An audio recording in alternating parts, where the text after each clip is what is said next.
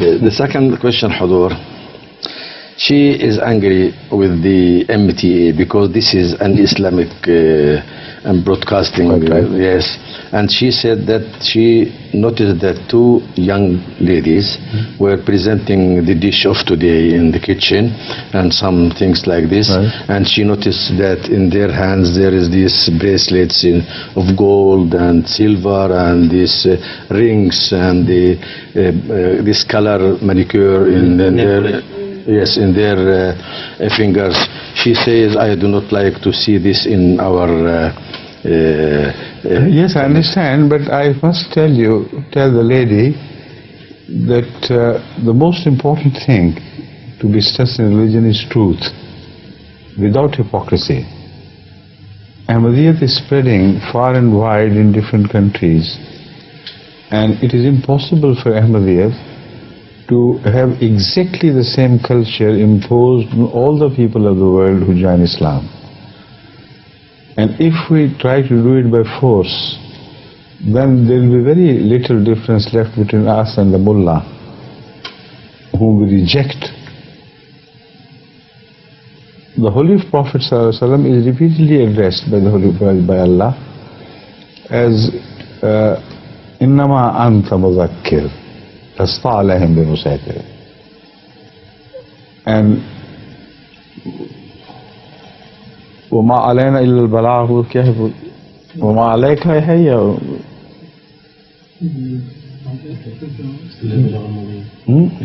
بلاغ. He is told that for you it is to convey the message, that's all. عليك البلاغ وعلينا الحساب. عليك البلاغ وعلينا الحساب, that's right. So this is the spirit of tarbiyat. Now this is exactly how Ahmadiyya is spreading, and when we are guarding the Islamic values, we do it in a way that they are growing and there is no reaction against the spread and establishment of those values. So we don't have just the extremists. She must have noticed other scenes as well, which happen much more often. That ladies properly clad, even, just the slit showing their eyes was left and nothing else could be seen. And even the non-Asian, that is European ladies, come dressed so properly and decently that this does not happen. They present odd, views, create odd views here because people don't like it. While the rest of society is becoming more and more naked, they are clad very decently and cover their charms. So it all is a question of a global revolution, a universal attempt.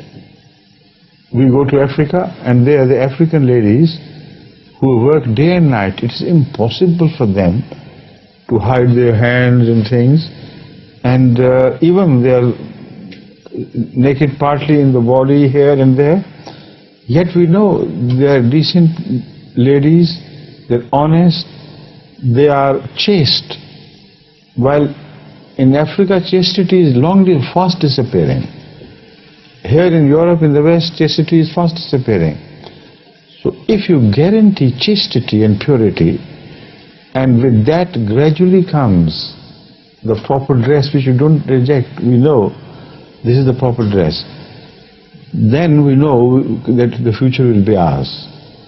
But if, like a movement which is that of zealots who want to create a sudden revolution of some sort of thing, they present ladies all clad even as if they are walking in tents. Nothing is seen. But for how long? Their own children rebel against them. The society rejects that Islam which is presented with such stiffness and closeness. So it is not just a matter of one scene on television. It's a question of a global jihad which we have undertaken, and we are continuing to serve the cause. I know that we are gaining ground. I know that so many Americans have even started wearing Pakistani-style burqa. I know German ladies, British ladies who are doing it. So those who have lived here all their lives in this free society, if they have become lax without any malintention in their hearts, then I don't think anybody has a right to object to that. The question was put to me, definitely in clear words. Some ladies objected. They said there are some girls who are not properly dressed and properly representative, and we of the older generation, we come like this tight burqa and this and that. They shouldn't be shown on television, we should be shown. I said, I don't know whether you will scare people away from Islam or attract them towards it. But it doesn't mean that we must not draw a line. Compromise has limitations. So without sacrificing the principles of Islam, I would not permit you to become so zealot and so Puritan that instead of attracting people to Islam, you throw them away. You make them run away out of fright of what is happening. And I don't want to lose our generations to come as well. We're living in a free society here. If they see this thing, people sometimes shut the television by seeing such views. It is the enemies of Islam who show them to put the Western interest away, to kill the Western interest in Islam. They go to Morocco, they go to other such places, and they show such ugly looking scenes of people, women, as if they are not living beings, or if they are living beings, they are animals. And the horror they create is so advantageous to Christianity, and puts Islam at such disadvantage that it bleeds my heart. So I'm telling the lady, for God's sake, open up her mind and be broad, not in the sense to sacrifice the values of Islam, but in the sense to have a wise policy whereby Islamic values flourish and spread, and more people are attracted to Islam. Now, having said all this to the ladies who had objected, I said there's another point. These girls and ladies, you know them, are they not honest, enthusiastic servants of Islam? Are they not? Yes. Have you ever seen any misconduct among them? I said, no. So I said, how can I stop them for a small mistake which in itself is debatable? They say there are 5 times prayers, they bring up their children in love of Allah and love of Holy Prophet ﷺ, and they teach them the Quran, and they serve the cause of Islam and Ahmadiyya by sacrificing hours upon hours daily. These are the girls or women we chose to start cookery lessons. So they move about in the same dress everywhere. They say yes. They said, but when they come to television, why don't you tell them to do this? I said, so you want us to turn into hypocrites? That is what I wanted to hear from you. That I will not do. It's impossible. For the sake of 1 or 2 raised eyebrows, I cannot destroy the character of Ahmadiyya, which is truth. Whatever we are will remain visible. Those who are not even up to the standard, but they are accepted ordinarily in the society. If they come in front of the people, this is what we are. They should know. There are some who are weak among us, but not as weak as you think. Basically, their hearts are pure. They're honest women and girls with such dedication for Islam. They don't go outing like the rest of the society is doing. They never have dating. They have no nonsense. They don't even go to pictures, and they live in their homes. And if they are careless in showing their hands up to here, very small thing. You should not take objection. And moreover, who has defined parda so far? Tell me. And what is parda? The Holy Quran speaks of parda of different types. One parda is for the wives of Hazrat Muhammad Sallallahu Alaihi Wasallam. It is very strict. There is another parda which changes from situation to situation. During the Battle of Uhud, we know from the reports that women were serving without any dress, without covering anything. Even the gust of wind sometimes lifted their garments to a degree where they were almost naked. But it depends on times. Those who served daily in the life of Medina society, these women, but they all dressed like this. This is not true. Different types of parda did prevail at that time, and the prophets, the wives, but particularly told to be specially careful because of the honor of their husband, Hazrat Muhammad Sallallahu Alaihi Wasallam. So that parda cannot be universalized. Our steps are from outside to inside. That we know. But we are not leaving the veranda to get lost in the world of un-Islamic values. This is what I care for, and this is what we are trying to do.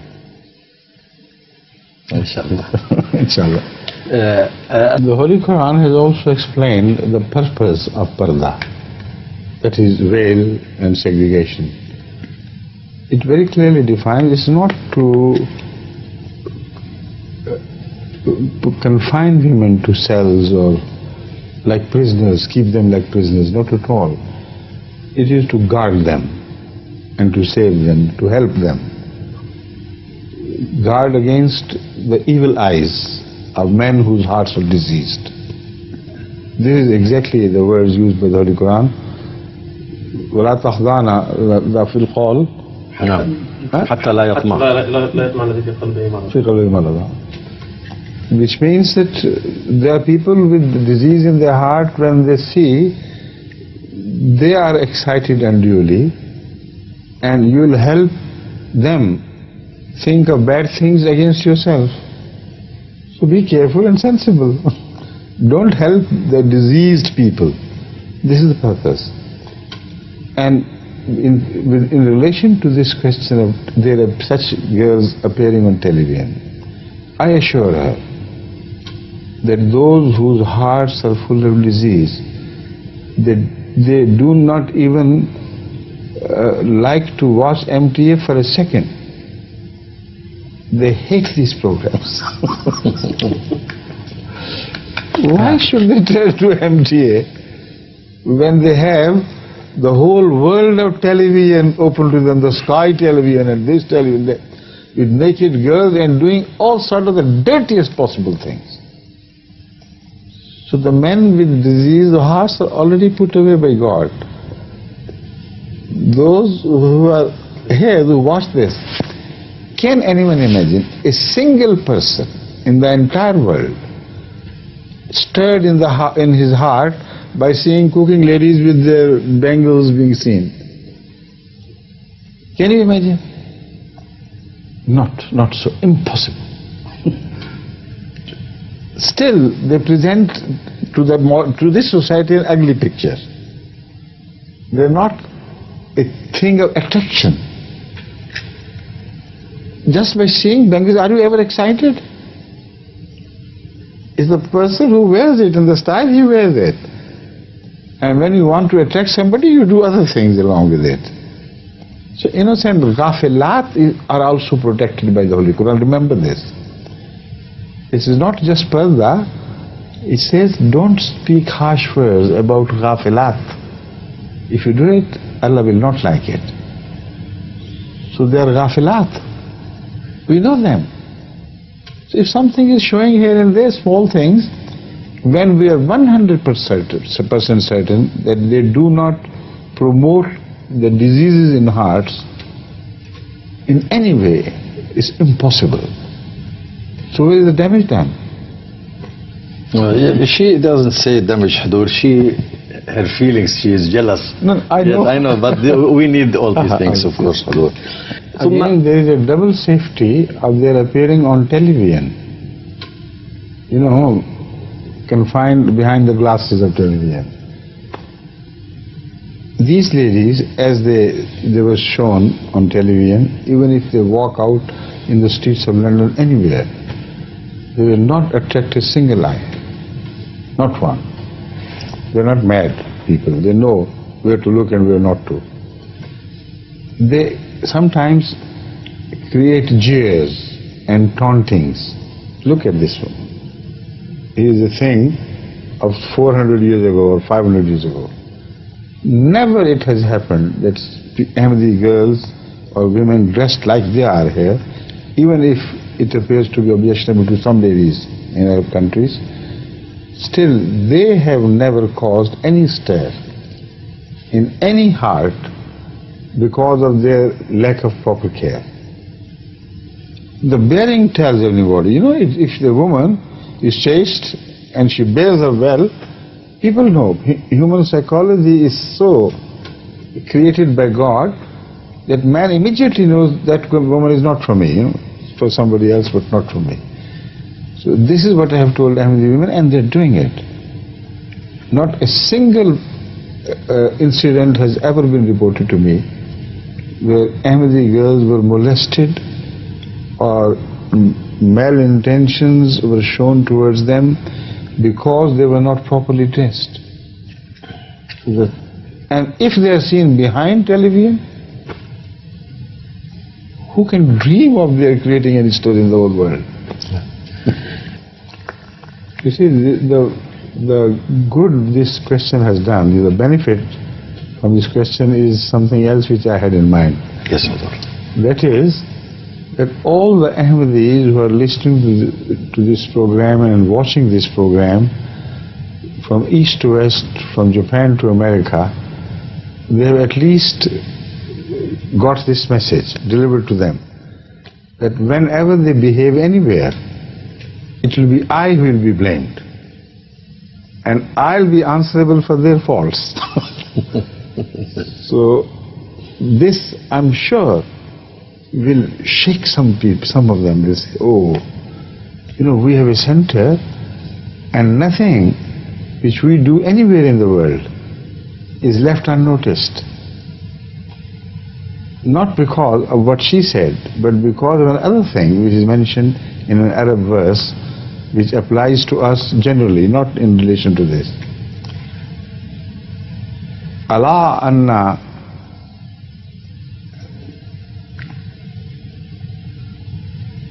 just a minute. وعين الرضا عن كل عيب كليلة كما أن عين السخط تبدي المساوية. So most often we are washed by عين السخط.